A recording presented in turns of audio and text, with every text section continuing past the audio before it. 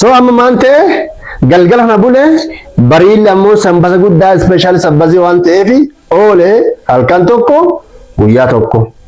Galgalitti aanu jalqaba. Galgala jalqaba ammoo galgala arbiiti jechuun galgalle kun halkan waan ta'eefi wanni haaraa uumamuun jiru bule amma meeqa bule halkan usi tokko halkan arbii tokko halkan lama bule barii arbii ammoo hin barii achi maanti uumama. Maarqos 16 lakkoofsa tokko dubbisa yoo latti bareetu ammoo maanta ka uumamu. Guyyaan sanbata dabareeruun duuba sanbata dabaree akkuma amma siniin jedhe sanbati laa dabareen duuba maanta Yesuus ka'eedha. Ida sanbati kun qidaamee ta'e Ihuudii oolan ka'a Yesuus.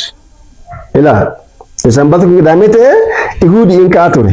Maan jedha oolan guyyaan sanbata dabareeruun duuba Maariyaamiin qachaa Magdaalaa, Maariyaamiin haati Yaaqoobii, Saloomeel dhaqanee nafa Yesuus isiisaa fiqiree bitan. Sanbata dabarraa isaan fiqiree bitan. Amma guyyaan kun maayyoona arbi jechuudha. Egaa guyyaan kun dhumate guyyaan kun kanumaan dhumate galgalitti aanu jalqabe. Galgalli kun maam ka qidaamee yookiin sanbata du'u qaba. Halkan kanallee maantu uumama? Wanni haareen uumamuun jiru halkan kanallee bule. Halkan musii tokko, halkan arbii lama, halkan qidaamee sadi, dukkana sadi dabarse. Yoo latti bariitu maanti mee haa dubbinu. Luqaasi 23:56. Achiin duuba gara manaa deebi'ane iddoo aafii fiqiree qopheeffatane bitaneeranii qopheeffatane sanbata dabareen duuba bitane qopheeffatane guyyaa sanbataa akka seerri ajaju foorfatani. Amma sanbata biraa akka seeru kami qidaameen seen. Guyyaan qidaamee guutummaan hin dabaran malee sanbata warraati dhaabbata. Ees turan namuu manuma tura. Guyyaa kanallee goottaa isa oola achi oola. Warri yoon dhufe oon dilbata ganama dhufan. Luqaas boqonnaa 24 lakkoofsa hogaa dubbichu. Dilbata yesa addee gatinaa addee reeffaa dhufanu hin jiru ka'eera. Keessan geeru Yesuus ka'eera. Du'a keessan geeru. Naan akkai galgala musii tokko bari'a musii tokko. Galgala arbii lama barii arbii lama. Galgalli qidaamee sadi bariin qidaamee sadi.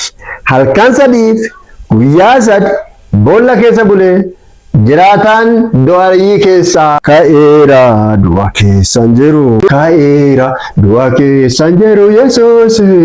Halkan sadi guyyaa sadi qucci ka'eera Yesuus kaasa barabaraan galatoom. Qabxiin biraa kan sirreessin gaafa ka'u halkan sadi haa bulu tokko haa bulu dhakaa firfissee ka'e maanii butuchee ka'e lafa dayyaa hin babbaqat afaan bant namni jedhu baay'een jira farfattoota duudaa keessattuu kutaa kana meeshaa godha maal eenyu sheeri gootanii keessattuu gospel singerootaaf sheeri godha abboleen namoota hedduun sirreessanee faarsanatu jiru. Nama hedduu akkuma sirreessa faarsa hedduu callisee akka beektan nama matsaafa mormuu itti dhiiban. Firfissee ka'eera diigee ka'eera gaafa jedhamu dhageenya waan ta'eef salphaa fakkaata garuu doktiriin hedduu balleessa. Waa'ee du'aa ka'a, waa'ee qaama du'aa ka'a irratti hiika matsaafa qulqulluun kee zeero godhisaa deema waan ta'eef Yesuus firfissee ka'ee maan firfissee haa ka'u. Anaa kiyyatti amma ardii sana mara diigee ka'eeyyuu waaqummaa fi mul'isiisaaf natti tola. Garuu aduun firfissee maaf baay'ee nuti firfissee maaf jenna waan kana keessa waan nuti hubatanii jira waan ta'eef hubachuun baay'ee barbaachisa.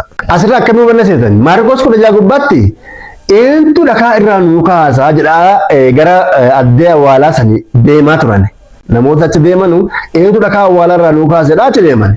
Yohaannis 20 gaa dubbichuun ammoo dhakaa irraa ka'eeruun dhagganee jedha. Amma biyya suma dhaaddeemu keessattuu Luqaas konkolaateeruun dhagganeedha waan ta'eef konkolaasee ka'e wanni keetiin konkolaatii atillee konkolaataa jammarte waan asumatti.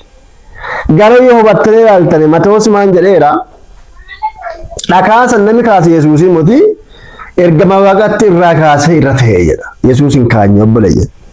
Cufattee teettuutti seene mataa isaa casseen seenne yookiin gubbaa manaa diigeen seenne mana cufamaa seenee nageenni isiniif ta'udha. Baay'ee way qaamni ittiin ka'een qaama du'aa ka'ee isaati. Wanni lafaa kun qabuu hin dandeettu. Aangoo waan lafaa kana maraa oole jechuudha. Akkas ta'e nan bari gaafa nu du'aa kaanu lafa caccabsinee kaadhamu akkam lakki cufamaa keessaa yaana. Nafni kaanu nafa du'aa ka'ee isaatiin qara waan ta'eef. Nafi kennu koo kana fasaa ta'a. Filippos boqonnaa 3:21 qaamni keenya salphataan kun qaama isaatiin jijjiirama waan ta'eef kaayisi keenya lafa isaati. Kanallee asitti asirreessinu. Ammoo dhiibatanii faarfannaa akkasii faarsanu asirran maxxansinee ittiin dhaloota barsiisna. Yookaan ammoo hubannee akka macaafa qulqulluutti buluun barbaachisaa natti fakkaata obboleeyyan. Tuun qabxiin sirraa hubaddoo waa'ee guyyaa ta'am namni hedduun nu dhimma guyyaa maan nu galchee roobii kaayemoo amusii kaayemoo jimaata kaayemoo dhimma kennaa moti sirrii jettan dhimma kennaa moti garuu ammoo beekuu qabna. Waa'ee du'aa kaalli yoo ta'e waggaa keessa eegannee ji'a maaza'aa kabajinu macaafni nutti himee jiru. Bagattiin sigee bagattiin nugee jedhaa giriichaa kan nyaannuuf himatu. Du'aa kaa jechuun Iyesuus mataa isaa ta'u malee guyyaa miti. Fakkeenyaaf wangeela Yohaannis boqonnaa 11:25 gubbaa gootaan du'aa kaa yaana jiruun lanaa jedhe. Du'aa kaa waggaa keessa ji'a maaza'aa dhufan jenne anuma jedhe. Yesuus ana teenaan Yesuus yoon kabajinaare ammallee kabajinaa borullee kabajinaa ittaallee kabajinaa du'aa kaa isaa guyyaa hunda kabajina. Guyyaan dhimma kennaa matu inni jennuuf asirraa kaanyeeti. Obboleeyyan duruu guyyaan dhimma kennaa mati ati maal si galchee jettanu akkas hin jedhamu. Ati yoo beektere biraa beekeera indom daattee nama sheer godhuu malee namoota hin beekne warra guyyaan mataa isaanii qabaman. Amma fakkeenyaaf nuti nama 5 yookiin nama 100 walii gallee obboleeyyan kun wangeelli Yohaannis duuti kai ana jedheera goottaani. Kanaafuu guyyaa hunda du'aa kaa guyyaa hunda Yesuusii kenna waan ta'eef koottaa guyyaa hadhaa boro fuullee kaanee ka'eeraa baana koottaa inni dubaane fakkeenyaaf. Boro fuullee dubaane ka'eera du'aa keessan jiru Yesuusiira du'aa keessan jiru jechuu jalqabne namni jalqaba nutti kollu. Namni jalqaba nu foggoruuf yoo dandeenyu ari'u warra amantii biraati moo kennu maaf guyyaa gubbaa jiran jechuu isaan. Obboleeyyan waggaa keessatti akkatti ba'uun cubbuu miti garuu ammoo yoo danda'ame guyyaa hunda du'aa kaa goottaa dhiiga isaa dhiigaan fayyuu balchummaa dhiigaan dhutte haalallamnu. Galaatiyaan boqonnaan 4:8 ammallee deemtanii gara guyyaatti ji'a eeddanee waggaa eeddanee kabajattanii ulfeessanii toluma isinii dadhabeedha. Ayyaana waggaa keessatti akkatti dhufu jala goottaa isinaa baasu ayyaana waggaa keessatti akkatti dhufu guyyaa akkasii illee qabnu kabaji kenna guyyaa hunda goottaa kenna kabajna kulli akkasitti asirra waggaa keessatti akkatti sayyoo baanu teetellee wal qabannee wal dhageennee halkan caccabaan baanee caccabaan galuu hin ta'in yoo halkan baanellee bariisifannee sa'aatii tokko sa'aatii lamatti lallabnee galla akkasitti kiristaanota kennaa irratti hojjedhaa. Barana wanti qayyaalame jira wanti sun baay'inatti toleera bifa saniin jabaatee itti deemuu qaba. Diree takkatti gubbaatti afaan tokko lallabne yaada tokko lallabne du'aa ka'uu isaa dubbanne deebinee tokkummaa hagallu ta'e gooftaan humna fitiin nu hagargaaru jechuudha. Kun qabxiin dhumaa wana bu'aa du'aa ka'iisaati. Fakkeenyaaf diigee ka'e moo guyyaa lama ka'e moo diigee ka'e moo du'aa maaf ka'e? Yeroo baay'ee namoota keenya waa waaqa ta'eef du'aa ka'e. Garuu sirriin laaltan du'aa ka'iisa isaa callaa waaqummaa isaa hintu. Du'aa ka'iisa waaqummaa ifii qofaaf hin kaan.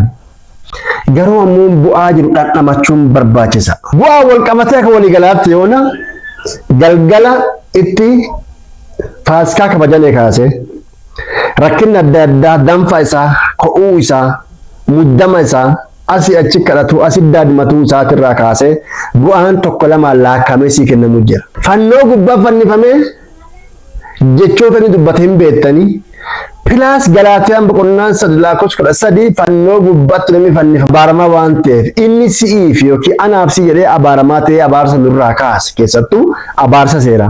Namoota iddoo sanbata hunda abaarsi warri abaarsi keessan cabu harka baastan abaarsa maanta si gubbaa jira si kiristaana ta'e akkoo abaarsi siran jiru. Kaama gubbaa fannifamee sirraa kaase ku ammoo dhalootaan sirraa ka'eera. Bilisummaa keessan labsadha. Karabeellaa xixiqqoo tokko namni si shawwatiin. Adda abaarsa cabaa ameen. Barreeffamni ameen. Karabeellaa xixiqqoon Kiristoos qadda bakka waan qabeenya guddaa nageenya guddaa bilisummaa guddaa Kiristoos qaddani waan ta'eef bu'aa kana fayyadama. Ispeeshaalii du'aa ka'iisa irratti. Du'aa ka'iisa irratti waaqa waan ta'eef qofan kaaneen duuti isaa hiika gaddii ka'uu isaa hiika guddaa qaba. Duuti isaa sababa cubbuu ta'eetii adabbii akka fudhate siif jedhee akka du'e atammoo akka hatte ka'iisi isaa ammoo balchaa ta'uu kee mirkaneessisaaf du'aa ka'e. Namoota hedduun hin beektanii maaf du'aa ka'e gaafa jedhanu inni waaqa waan ta'eef jedhani rakkoon qabu Kiristoos ta'uusaa duuta kan qabne mirkaneessuun dansa. Garuu ammoon pilaas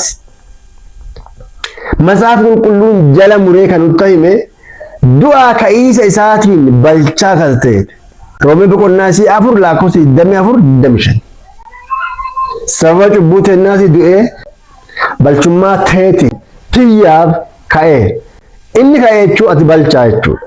Abbaan barbaade lafaa ka'ee balchummaan baddeetti maaniin baddeetti gaafa jedhe namni Matsaaf Qulqulluu dhugeeffattanu isin Matsaaf Qulqulluu dhugeeffadha.